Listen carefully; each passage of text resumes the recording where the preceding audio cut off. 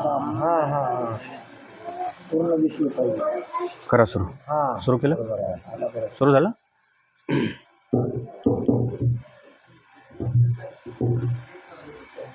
सच्चिदानंद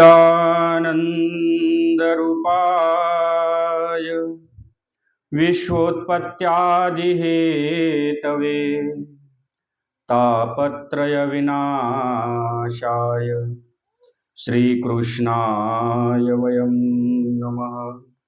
श्रीकृष्णाय वयं नमः. श्री गोपाल कृष्ण महाराज की, श्री दत्तात्रेय महाराज की जय. मला एखादा मोबाईल नाही ते वेळ बघायला द्या, म्हणजे माझं लक्ष येईल. नाहीतर मग एक्सप्रेस थांबायचे नाही. सुरू झाल्यावर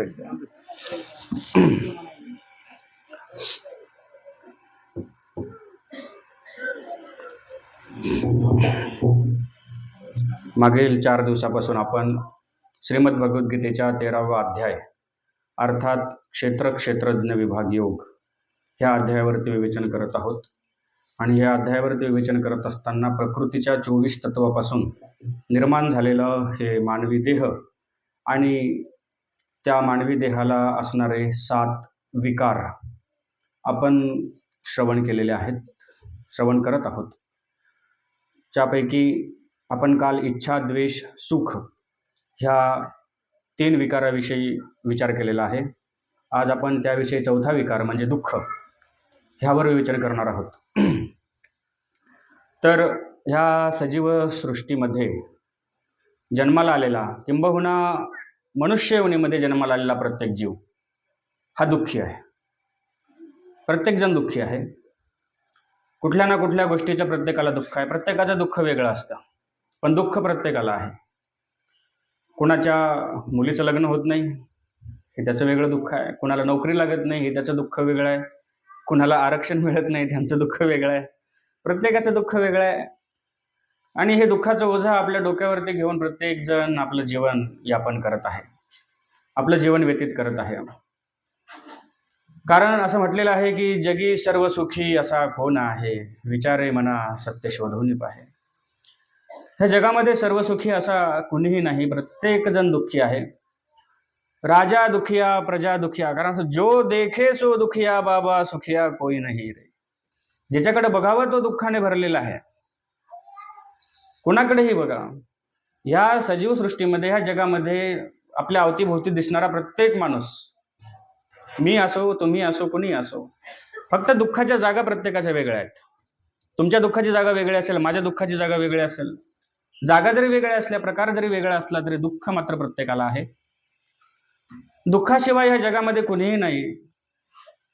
असा हा दुःख नावाचा विकार ह्या देहाला, ह्या शरीराला प्रकृतीने निर्माण करतानाच दिलेला आहे. म्हणून त्याला तडजोड नाही. तुम्ही म्हणाल की मी दुःखाशिवाय माझं जीवन जगेल, कुणीही असू द्या, कितीही मोठा बहादर असू द्या, तो दुःखाशिवाय आपलं जीवन जगू शकत नाही. कारण जन्म मृत्यू जरा व्याधी दुःख दोषानुदर्शनम भगवद्गीतेनं सांगितलेलं आहे की ह्या गोष्टी तुम्हाला दुःखाचं सूक्ष्म असं दर्शन घडवून देतात. जन्म मृत्यू जरा व्याधी, आणि ह्या प्रत्येकालाच आहेत. जन्म प्रत्येकालाच आहेत. इथे बसलेला प्रत्येक जण, प्रत्येकाचा जन्म झालेला आहे म्हणून इथे बसलेला आहे, म्हणून आपण ऐकतोय, म्हणून आपण जगतोय. मृत्यू प्रत्येकाला मृत्यू आहे. तुम्हालाही मृत्यू आहे, मलाही मृत्यू आहे. प्रत्येक जण मरणार आहे. जरा म्हणजे म्हातारपण प्रत्येकालाच येणार आहे. जर तुम्ही शेवटपर्यंत जगलात तर म्हातारपण प्रत्येकाला येणार आहे. आणि शेवटी सांगितलेलं आहे व्याधी म्हणजे आजार. असं कोणी आहे का की मला आतापर्यंत कुठलाच आजार झाला नाही, असा एखादा माणूस आहे का? कोणी सापडणार नाही. प्रत्येकाला व्याधी आहे, प्रत्येकाला आजार आहे. आणि ह्या 4ही गोष्टी तुम्हाला दुःखाचं अनुदर्शन म्हणजे सूक्ष्म असं दर्शन घडवत असतात. आणि म्हणून आपल्या जीवनातला प्रत्येक क्षण हा दुःखाने व्यापलेला आहे. प्रमाण कमी जास्त होतं, पण दुःख आहे. दुःख का होतं? महत्वाचा प्रश्न आहे. दुःख का होतं? दुःख होण्याचं कारण काय? आता ह्याचं निश्चित असं उत्तर देता येत नाही की दुःख का होतं. परंतु ढोबळमानाने काही दुःखाची कारणं आहेत की मनुष्याने ज्या अपेक्षा, ज्या इच्छा आपल्या अंतःकरणाशी बाळगून ठेवलेल्या आहेत, त्या अपेक्षांचा भंग झाला की माणसाला दुःख होतं. तुम्ही विचार केलेला आहे की आता आपण सोयाबीन पेरलं, चांगला पाऊस काळ होणार आणि एकरी किंवा बॅगला जे काही असेल ते चांगलं 15-20चा उतार येईल. जरी असा विचार केला तुम्ही, परंतु पाऊस काळ बरोबर होत नाही, शेंगा भरत नाहीत. इकून तिकून सोयाबीन कापलं तर ते हलर करायच्या टायमाला पाऊस पडतो आणि आपल्या अपेक्षांचा भंग होतो आणि मग आपल्याला होतं ते दुःख. सगळ्यात महत्वाचं आहे की तुम्ही ज्या अपेक्षा धरून ठेवलेल्या आहेत, ज्या अपेक्षा तुम्ही गृहीत धरलेल्या आहेत, त्या अपेक्षांचा भंग झाला की दुःख हे निश्चित आहे. आणि म्हणून दुःख होऊ नये असं जर वाटत असेल, किंवा दुःख होऊ नये असं शक्यच नाही, दुःख होणारच आहे, परंतु कमीत कमी दुःख व्हावं, किमान दुःख व्हावं असं जर वाटत असेल तर एकच पर्याय आहे की अपेक्षा कमी ठेवा. तुम्ही जर तुमच्या जीवनात अपेक्षा कमी ठेवत गेलात ना, प्रत्येक गोष्टीकडून, एखाद्या माणसाकडून असेल, एखाद्या वस्तूकडून असेल, निसर्गाकडून असेल, सोयऱ्या-धैर्यांकडून असेल, घरातल्या माणसांकडून असेल, कोणाकडूनही असेल, तुम्ही जेवढ्या कमी अपेक्षा ठेवाल तेवढं तुम्हाला दुःख कमी होईल. आलं का लक्षात? म्हणून जीवनात एक गोष्ट करा, जर तुम्हाला दुःख कमी व्हावं असं वाटत असेल तर अपेक्षा थोड्या कमी ठेवा. पण प्रत्येक माणूस आपल्या डोक्यावरती अपेक्षांचं एक भल्लं मोठं गाठोडं घेऊन हिंडतोय. जणू काही शिदोरीच त्याने त्या अपेक्षांची आपल्या डोक्यावरती घेतलेली आहे आणि निघालेली आहे. प्रत्येकाकडून आपण अपेक्षा धरतो. पतीची पत्नीकडून अपेक्षा आहे, पतीची पत्नीकडून अपेक्षा आहे, वडिलांची मुलांकडून अपेक्षा आहे, मुलांची वडिलांकडून अपेक्षा आहे. यांनी वडिलांना वाटतं मुलं मोठी व्हावी, शिकावीत, त्यांनी नोकरीला लागावं छानपैकी आणि घरदार चालवावं. ही मुलांची अपेक्षा वडिलांकडून वेगळी आहे की त्यांनी आम्ही कॉलेजला असताना आम्हाला पैसा द्यावा, मोबाईल घेऊन द्यावा, गाडी घेऊन द्यावी. प्रत्येकाच्या अपेक्षा वेगळ्या वेगळ्या घटकाकडून आहेतच. आणि ह्या अपेक्षा जोपर्यंत तुमच्याकडे जिवंत आहेत तोपर्यंत तुम्हाला अपेक्षा भंगाचं दुःख वारंवार होणार आहे. हे सगळ्यात पहिलं कारण दुःखाचं आहे. मला तरी माझ्या आकलनानुसार वाटतं की सगळ्यात पहिलं कारण दुःखाचं म्हणजे तुमचा अपेक्षाभंग आहे. सर्वात जास्त दुःख माणसाच्या जीवनामध्ये जर येत असतील कशामुळं, तर अपेक्षाभंगामुळे येतात. आणि याला एकच उपाय आहे की तुम्ही अपेक्षा कमी करा. तुम्हाला तुमच्या पतीकडून अपेक्षा असतील, ठीक आहे, असाव्यात, हरकत नाही, तुमचा हक्क आहे, अधिकार आहे, पण त्या कमी ठेवा. तुम्हाला तुमच्या पत्नीकडून अपेक्षा आहेत, असाव्यात, हरकत नाही, कमी ठेवा. मुलाबाळांकडून आहेत, असाव्यात, हरकत नाही, पण कमी ठेवा, किमान ठेवा. बरं, अपेक्षा तरी कशा असाव्यात? त्याला काही प्रमाण असावं, काही मर्यादा असाव्यात. हवाच्या सव्वा अपेक्षा, नको नको त्या प्रमाणामध्ये अपेक्षा आपण ठेवतो आणि मग त्या अपेक्षा भंग होणारी निश्चितच आहे आणि मग दुःख होतं. तर हे पहिलं कारण आहे तुमच्या दुःखाचं. त्यानंतर दुसरी गोष्ट आहे, माणसाच्या मनाविरुद्ध काही गोष्टी झाल्या की त्याला दुःख होतं. हे लक्षात घ्या. तुमच्या मनासारख्या जर गोष्टी घडत गेल्या तर तुम्हाला बरं वाटतं. प्रत्येक गोष्ट मनासारखी झाली की ठीक वाटतं. सोयाबीनला व्यवस्थित भाव भेटला, बरं वाटतं. नाही भेटला, मनाविरुद्ध गोष्ट झाली. ज्या ज्या गोष्टी तुमच्या मनासारख्या होतात त्या तुम्हाला सुख देतात आणि ज्या ज्या गोष्टी तुमच्या मनाविरुद्ध होतात त्या तुम्हाला दुःख देतात. आणि म्हणून सुखदुःखे समयकृत्वा लाभा लाभो जया जीव. श्रीकृष्ण भगवंताने अर्जुनाला सांगितलं की अरे, तुला जर समाधान, तुझ्या जीवनामध्ये जर सुख हवं असेल तर सुखदुःखे समयकृत्वा लाभा लाभो जया जीव. मान अपमान, लाभ हानी, ह्या सगळ्या गोष्टींना सारखं मानता आलं पाहिजे, सारखं समजता आलं पाहिजे.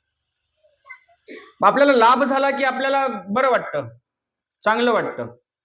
पण जर हानी झाली, आपला तोटा झाला की आपल्याला दुःख होतं, कारण ते मनाच्या विरुद्ध आहे. मनाच्या विरुद्ध झालं म्हणजे दुःख हे निश्चित आहे. आणि म्हणून ह्या मनाला दोनही परिस्थितीमध्ये तुम्हाला समान ठेवता आलं पाहिजे. तुम्ही म्हणाल बाबा तुम्हाला तिथं खुर्चीवर बसून बोलायला सोपं आहे, पण वास्तविक जीवनात जेव्हा ह्या मनाविरुद्ध गोष्टी सहन कराव्या लागतात तेव्हा ज्याचं दुःख त्यालाच माहिती असतं. खरं आहे, बोलणं सोपं आहे, पण ज्याला भोगावं लागतं त्याचं त्यालाच माहिती असतं. पण मला एकच म्हणायचं आहे, स्वाभाविक आहे, जशी दुःख तुमच्या जीवनामध्ये आहेत, जशा काही गोष्टी तुमच्या मनाविरुद्ध घडतात, तशा काही गोष्टी माझ्याही मनाविरुद्ध घडतच आहेत. पण त्यावेळेस मनाला एकच समज घालायची आहे आपल्याला की आज जो क्षण आहे, आज जी वेळ आहे, ही वेळ सुद्धा निघून जाणार आहे. तुम्हाला असं वाटतं का सुखाचे क्षण तुमच्या जीवनामध्ये आले म्हणजे ते कायमस्वरूपी राहतात का? सुखाचे क्षण आले म्हणजे कायमस्वरूपी राहतात का? नाही राहत. घंटा होतो, 2 घंटे होतात, दिवस होतो, 2 दिवस होतात, महिना होतो, 2 महिने होतात, ते क्षण निघून जातात, वाऱ्यासारखे उडून जातात.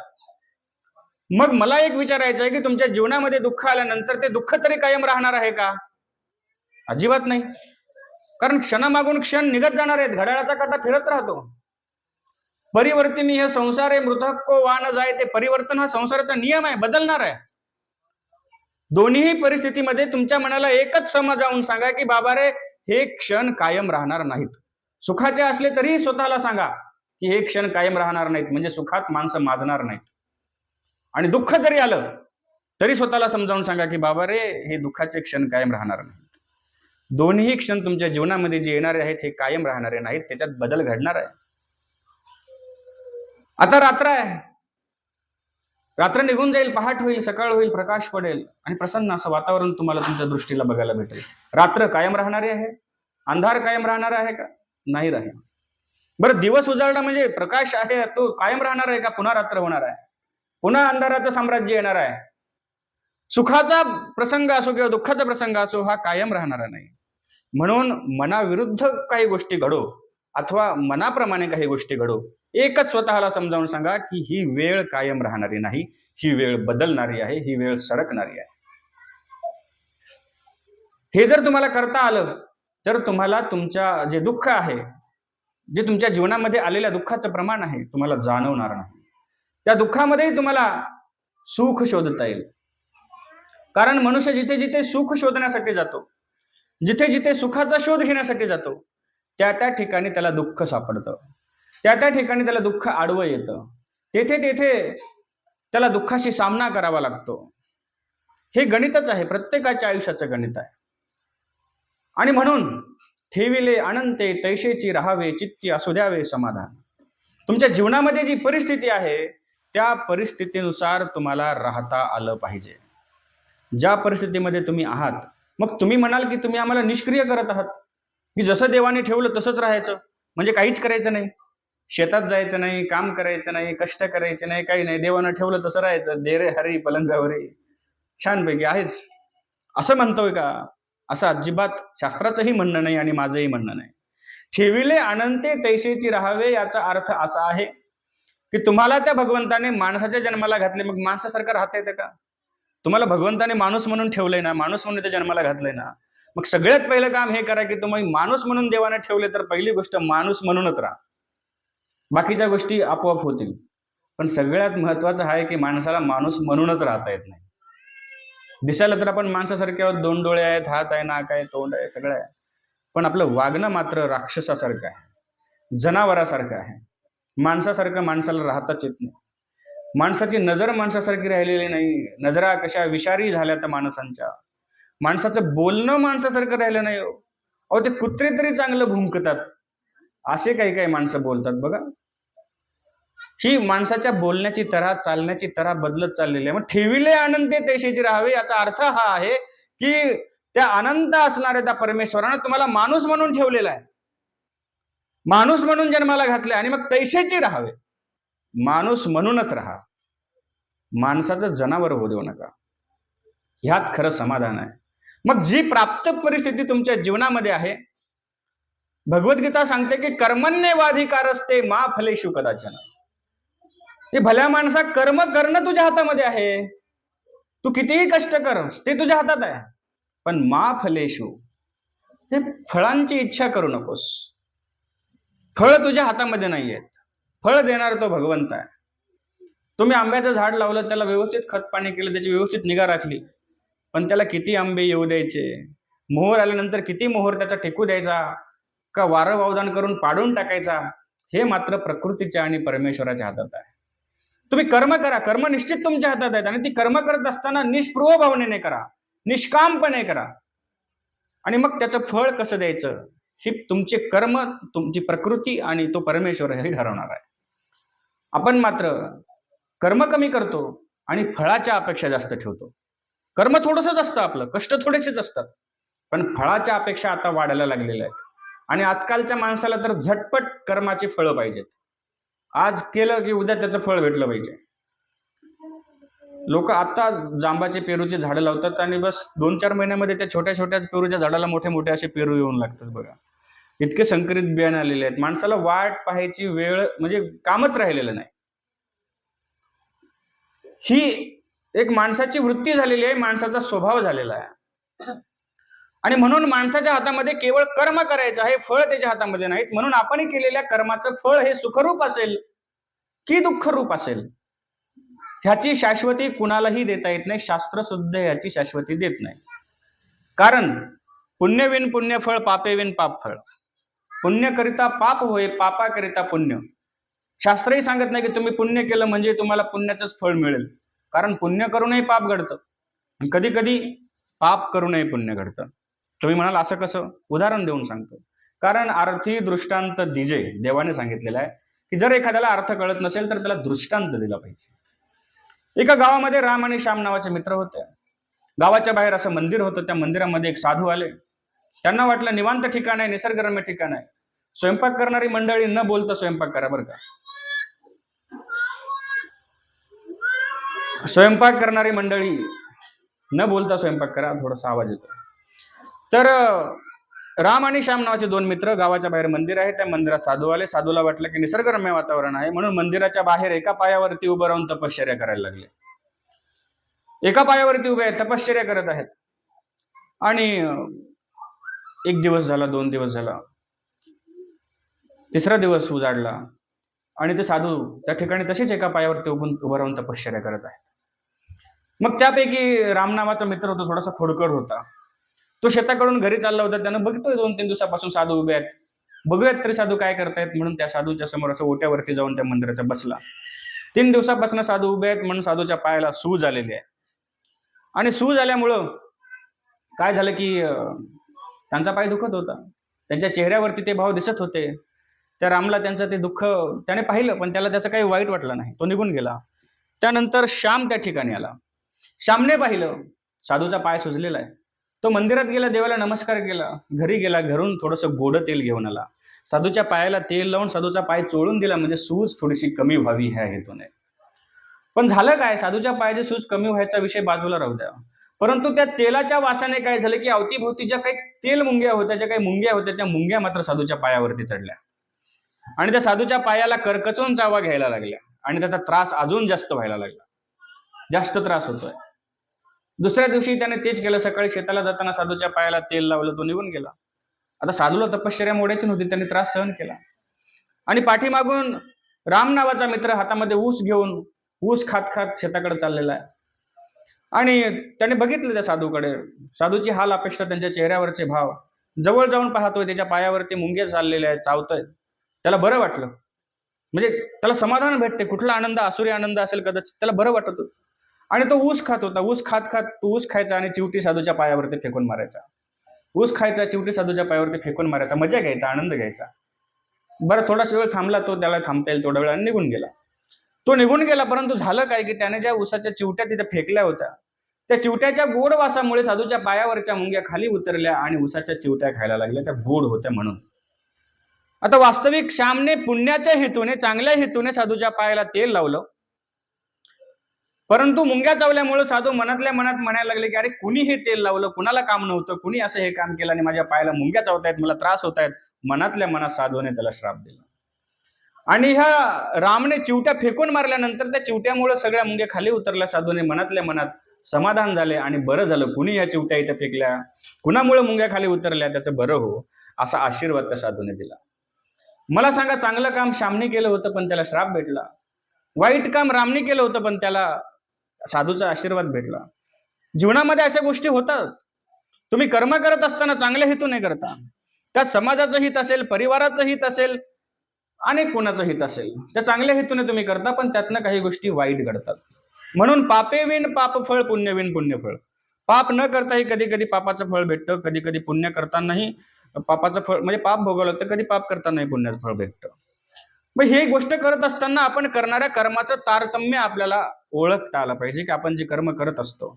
कारण भगवद्गीतेचा 3रा, 4था आणि 5वा 3 अध्याय फक्त कर्म ओळखण्यासाठी दिलेला आहे. कर्मयोग, ज्ञान कर्म संन्यास योग आणि कर्म संन्यास योग. ह्याच्यामध्ये कर्म, अकर्म आणि विकर्म 3 प्रकारचे कर्म समजावून सांगितले. तेवढं आता कर्मसिद्धांतावर बोलणे इतका वेळ आपल्याकडे नाही, तर कर्मसिद्धांत तुम्हाला मी समजावून सांगितलं असतं. आणि म्हणून कर्म करत असताना कर्माची ओळख आपल्याला करता आली पाहिजे की आपण जे कर्म करत आहोत ह्याचे परिणाम पुढे काय होणार आहेत. आणि सर्वात महत्वाचं तर गीता हे सांगते की तुम्ही परिणामांची तमा न बाळगता फक्त कर्म करत राहा, फळ द्यायचं भगवंताच्या हातात आहे. म्हणून सुखरूप फळ भेटेल की दुःखरूप फळ भेटेल हे निश्चित आपल्याला माहिती नाही.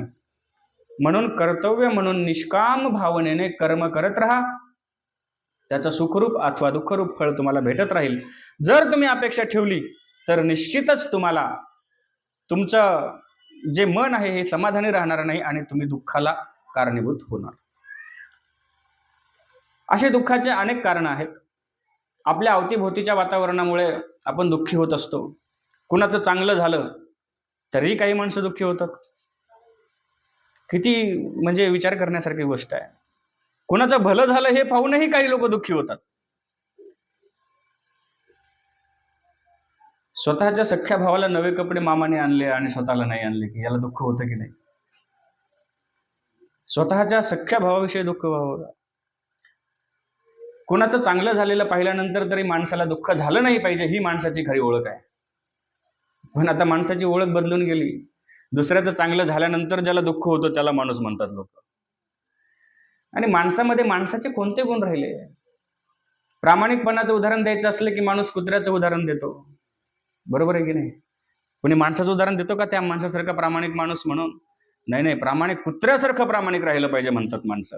म्हणजे कुत्रा प्रामाणिक आहे पण माणसं प्रामाणिक राहिली नाही. माणसाची खरी ओळख करायची कशी? सुखदुःखे समेकृत्वा. दोन्ही गोष्टीमध्ये ज्याला स्थिर राहता येतं, समाधानी राहता येतं, त्याला माणूस म्हणायचा आहे. आणि म्हणून दुःख तर प्रत्येकाच्या जीवनामध्ये आहे, पण ह्या दुःखाला ज्याला पचवता येतं त्याला खऱ्या अर्थानं मी सहनशील माणूस म्हणतो. आणि खऱ्या अर्थाने जो सहनशील आहे तोच दुःखाला पचवू शकतो. दुःखाला पचवणं एवढी सोपी गोष्ट नाही. आणि म्हणून हे प्रकृतीनं मनुष्याच्या शरीरासोबत दिलेले विकार आहेत. त्यापैकी दुःख हा एक विकार आहे. आपण बघितले अगोदर, इच्छा, द्वेष, सुख, त्यानंतर दुःख. आता अजून दोन राहिलेले आहेत, संघात आणि चेतना, आणि अजून एक आहे धृती. असे 7 विकार ह्या शरीरासोबतच प्रकृतीने शरीर निर्माण करत असताना दिलेले आहेत. आता ह्या पुढचा विकार आहे संघात. संघात कशाला म्हणायचं? संघात म्हणजे तुमचं एकंदर असणारं शरीर, त्या सगळ्या गोष्टींनी युक्त. संघात म्हणजे एकवटा, संघात म्हणजे एकत्रीकरण. प्रकृतीने ह्या सगळ्या गोष्टी एकत्र करून जे तयार झालं, जो साचा तयार झाला त्याला म्हणायचं संघात. म्हणजे तुमचं शरीर हे स्थूळ शरीर. याच्यामध्ये स्थूळ, सूक्ष्म, कारण 3ही प्रकारचे शरीर गीताकारांनी अर्थ करत असताना मांडलेले आहेत. आणि याला म्हणायचं आहे संघात. आणि हे एकूण संघाताचा विकार जो प्रकृतीने आपल्याला दिलेला आहे हे वेगवेगळ्या माध्यमातून आपल्याला होत असताना दिसतो. आजाराच्या माध्यमातून होत असेल किंवा तुमच्या मनस्थितीवरती आधारित तो असेल.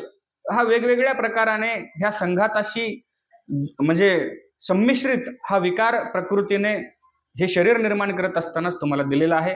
ह्यावरती विशेष असं विवेचन करण्यासारखं काही नाही, किंवा गीताकारांनीही त्यावर विशेष असं विवेचन केलेलं नाही. त्यानंतर आहे चेतना. चेतना म्हणजे कोण्या मुलीचं नाव नाही बरं का. म्हणजे चेतना म्हटल्यानंतर तुम्हाला असं वाटेल की एखाद्या मुलीचं नाव आहे. चेतना म्हणजे तुमच्या शरीरामध्ये असणारी जी चेतन शक्ती आहे, जी तुम्हाला चालवते, बोलवते, तुम्हाला म्हणजे तुम्ही डोळ्यांनी बघता, तुम्ही हातापायांनी हालचाल करता, हे सगळं करणारी जी एक शक्ती तुमच्यामध्ये आहे त्या शक्तीला चेतना असं म्हटलेलं आहे. आणि म्हणून ह्या सृष्टीमध्ये 2 वर्गीकरण केलेले आहेत, जड आणि चेतन. जड म्हणजे जे हालचाल करत नाहीत, जे हालचाल करत नाहीत, म्हणजे जे सजीव नाहीत. हा माझ्याकडे लक्ष द्या, झालं काय फळा पडला होता. तर जड म्हणजे जे हालचाल करत नाहीत, जे एका ठिकाणाहून दुसऱ्या ठिकाणी जात नाहीत, त्यांना मारल्यानंतर दुःख होत नाही, कारण त्यांच्यामध्ये ती चेतना शक्ती नाही. जसं दगड आहे, भिंत आहे, विटा आहेत, हा टेबल आहे, हा माईक आहे, हे जड आहे. ह्यांना जसं तुम्ही ठेवाल तसं ते राहतात. आणि दुसरी गोष्ट आहे चेतन. चेतन म्हणजे सजीव, जे हालचाल करतात, ज्यांच्यामध्ये चेतना शक्ती आहे, ह्याला म्हणायचं चेतना. आणि चेतना शक्ती हा विकार आहे. तुमच्यामध्ये हालचाल करण्याची जर गोष्ट नसती तर तुमच्या जे काही तुम्ही उपभोगता, जे काही तुमच्या जीवनामध्ये ज्या काही भावना निर्माण होतात, जे काही तरंग निर्माण होतात, हे सगळे चेतना शक्तीला आधारित आहेत. चेतना शक्तीच जर मनुष्याच्या शरीरामध्ये नसती, प्रकृतीने दिलीच नसती, तर बाकीच्या गोष्टीच संभवत नाहीत. चेतना हे मूळ कारण आहे. आणि म्हणून चेतना शक्ती प्रत्येक सजीवामध्ये आहे. ती तुमच्यामध्ये आहे, ती माझ्यामध्ये आहे. मी बोलतोय त्या शक्तीच्या आधाराने बोलतोय, तुम्ही ऐकताय त्या चेतना शक्तीच्या आधारानेच ऐकताय. म्हणून चेतना हा सुद्धा विकार आहे. विकार, ह्याला विकार का म्हणायचं? विकार म्हणजे बदल, पण बदल म्हणजे कसा? चांगला बदल नाही, वाईट बदल. तुम्ही लोण्यापासून तूप बनवलं, हा चांगला बदल आहे. पण दूध नासलं, हा वाईट बदल आहे. दूध नासल्यानंतर ते खराब होतं, हा वाईट बदल आहे. पण तुम्ही त्याच दुधाला त्याचं विरजन घालून त्याच्यापासून त्याला रवी लावून तूप बनवलं, हा चांगला आहे. याला विकार नाही म्हणायचं, याला संस्कार म्हणायचं. आणि दूध नासणं याला विकार म्हणायचं. चांगल्याचं वाईट ज्याच्यामुळे होतं त्याला विकार म्हणायचं. आणि म्हणून ही जी चेतना शक्ती आहे, ह्या चेतना शक्तीमुळे मनुष्य अनेकविध कर्म करतो. त्यातही ह्या हीन युगामध्ये चांगल्या कर्माऐवजी वाईट कर्म जास्त करतो. म्हणून चेतना ह्या शक्तीला विकार असं म्हटलेलं आहे. वास्तविक चेतना शक्तीशिवाय मनुष्याचं जीवनच नाही. कारण चेतना शक्ती म्हणजे तुमच्यात असणारं जीवत्व, तुमच्या शरीरामध्ये जो जीव आहे तीच तुमची चेतना शक्ती आहे. हे महत्वाचं आहे, कारण जीवाशिवाय शरीर कार्यच करू शकत नाही ना. देह हे केवळ साधन आहे आणि या साधनाच्या मार्फत साध्य प्राप्ती करायची आहे. आणि म्हणून या शरीरामध्ये असणारा तुमचा जीव हे या साधनाच्या माध्यमातून साध्याकडे निघालेला आहे. म्हणून हा जीव म्हणजे चेतना शक्ती आहे. परंतु ह्या युगामध्ये, हीन युगामध्ये मनुष्य ह्या चेतना शक्तीने काय करतो आहे की जे काही कर्म करतो आहे हे अधोगतीचे कर्म करतो. म्हणून चेतना शक्तीला विकार असं म्हटलेलं आहे. आलं लक्षात? शेवटचा प्रकार आहे धृती, कारण पुढे कमी दिवसामध्ये आपल्याला अध्याय संपवायचा आहे. म्हणून शेवट या ठिकाणी सांगितलेलं आहे धृती. धृती म्हणजे धारणा शक्ती. तुमच्यामध्ये धारण करण्याची जी शक्ती आहे, जे तुमच्यातलं धैर्य आहे, त्याला म्हटलेलं आहे धृती. आणि हे धैर्य प्रत्येकाकडं आहे, प्रत्येकाकडं आहे. ह्या धृती विषयावरती भगवद्गीतेच्या 18व्या अध्यायात मला वाटतं 33, 34 आणि 35 असे 3 श्लोक सांगितलेले आहेत. भगवद्गीतेच्या 18व्यामध्ये धृतीवरती 3 श्लोक सांगितलेले आहेत. धृतीचे सात्विक, राजस आणि तामस 3 प्रकार सांगितलेले आहेत. ह्यावर सविस्तर चर्चा व्हायला पाहिजे, परंतु वेळेअभावी मी त्या विषयाला हात लावत नाही. ढोबळ मनाने तुम्हाला सांगतो की धृती कशाला म्हणायचं. धृती म्हणजे तुमच्या अंतःकरणामध्ये जे धैर्य आहे, जी धारणा शक्ती आहे. एखाद्या गोष्टीविषयी तुम्ही तुमच्या अंतःकरणामध्ये एक धारणा निर्माण करता. अमुक माणसाविषयी तुम्ही त्याला वाईट समजता, ही धारणा तुमच्या अंतःकरणात निर्माण होते. अमुक गोष्टीला तुम्ही चांगलं समजता, ही तुमच्या अंतःकरणात निर्माण झालेली धारणा आहे. एखादा राजकारणी नेता तुम्हाला चांगला वाटतो, ही तुमच्या अंतःकरणातली धारणा आहे. एखादा तुम्हाला वाईट वाटतो, ही तुमच्या अंतःकरणातली धारणा आहे. धारणेचा वास्तविकतेशी काहीही संबंध नसतो, कारण ती प्रत्येकाच्या अंतःकरणानुसार, प्रत्येक व्यक्तीनुसार वेगवेगळी असू शकते. माझ्याविषयी तुमच्यापैकी प्रत्येकाची धारणा सारखीच आहे असं निश्चित नाही. कोणाला वाटत असेल बाबा प्रवचन करायला चांगली गोष्ट आहे, पण कोणाला वाटत असेल काय बडबड लावली या माणसाने, लवकर आपलं आटपायचं, जेवण करून घरी जाऊ द्यायचं. ही धारणा प्रत्येकाची व्यक्तिगत पातळीवरती आहे. प्रत्येक वस्तूविषयी प्रत्येकाची धारणा एकच असेल असं नाही. आम्हाला कार्यक्रमात माईक भेटलं की बरं वाटतं, चला माईकवरती आता अर्धा तास बोलायला भेटेल. एखाद्या माणसाला माईकवर बोलायची भीती वाटते, त्याला माईक आवडत नाही, तो लांब बसतो. प्रत्येकाची प्रत्येक वस्तूविषयी धारणा. एखाद्याला दूध खूप आवडतं, त्याला वाटतं दूध भेटलं तर बरं होईल. एखाद्याला दुधाचा वासही सहन होत नाही. धारणा बदलली की नाही? म्हणून प्रत्येक वस्तूविषयीची धारणा धृती सारखीच असेल असं नाही. प्रत्येकाची धारणा ही प्रत्येक वस्तूविषयी वेगवेगळी आहे. मग ती अध्यात्माविषयी असेल, ती प्रपंचाविषयी असेल. तुम्हाला प्रपंचाविषयी धारणा तुमची कशी आहे? संसार चांगला आहे, लेकरं बाळ, नवरा बायको, सगळं घरदार वगैरे, तुमची धारणा चांगली आहे का नाही? माझी धारणा संसाराविषयी तशी नाही. मला वाटतं संसार दुःखमूळ आहे, पापरूप आहे, संसार नको. माझी धारणा वेगळी आहे. मला सतत देवधर्म करावा, देवधर्मामध्ये राहावं, त्याच्या नामस्मरणामध्ये राहावं, ही माझी धारणा आहे, तुमची नसेल. अशी एक उदाहरण देऊन मी सांगतोय. प्रत्येकाची धारणा ही वेगवेगळी असते प्रत्येक वस्तूविषयी. ह्याला म्हणायचं धारणा शक्ती म्हणजे धृती. आणि या धृतीचे 3 प्रकार भगवद्गीतेनं सांगितले, सात्विक, रज आणि तम. सात्विक म्हणजे असं आहे की जो आपल्या धृतीला, आपल्या धारणेला सकल प्राणीमात्राविषयी, आपल्या कर्माविषयीची कुठलीही इच्छा न ठेवताना सकल प्राणीमात्रांविषयी जो सारखेपणाची धृती म्हणजे धारणा आपल्या, कारण साधुषु अपीच पापेषु समबुद्धीर विशिष्यते असं भगवद्गीतेत म्हटलेलं आहे. ही धारणा ज्याची समान आहे ती सात्विक धारणा आहे. समोर राजस धारणा सांगितली की जो केवळ स्वतःच्या स्वार्थपूर्ती पुरता जो समाजाकडे बघतो, लोकांकडे बघतो, ह्या जगाकडे बघतो आणि स्वतःचा स्वार्थ साधून घेण्याचा प्रयत्न करतो, ही धारणा राजस धारणा सांगितलेली आहे. आणि तामस धारणा जो ह्या समाजाकडून, ह्या भोवतालच्या विश्वाकडून जे काही त्याला वाईट करून घेता येईल किंवा वाईट करता येईल असे कर्म करतो, त्याची ती धारणा तामस धारणा सांगितलेली आहे. अशी 3 प्रकारची धृती सांगितली. कमी वेळात विषय समजून सांगायचा म्हटलं की डोक्यावरून जात असतो. ठीक आहे, तर मी माझ्या पद्धतीने सांगण्याचा प्रयत्न केला. वेळेमध्ये आपल्याला थांबायचं आहे, कारण पुढे उशीर होईल, वातावरण ठीक नाही आहे. म्हणून आजची ही सेवा या ठिकाणी थांबवतो. मला दिलेल्या वेळेमध्ये मी माझ्या विषयाला या ठिकाणी स्वल्प विराम देतो. उर्वरित विषय आपण उद्याच्या प्रवचनामध्ये या ठिकाणी बघूयात आणि थांबूयात. श्री दत्तात्रेय महाराज की जय. घ्या मोबाईल घ्या.